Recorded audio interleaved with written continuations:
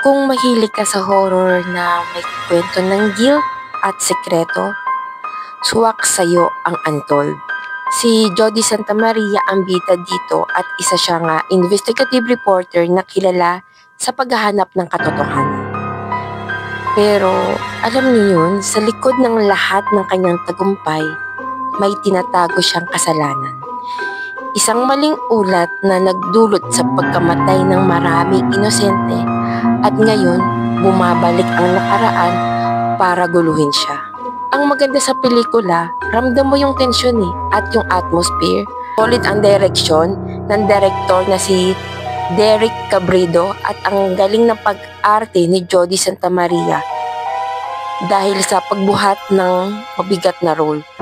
Pero may downside din medyo mabagal yung ilang parte at may jumpscare na baka hindi gumana sa lahat.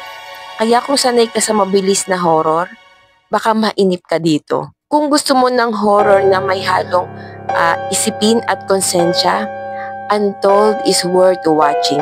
Pero ready ka dapat kasi minsan ang totoong horror ay yung mga kasalanang ayaw mong harapin.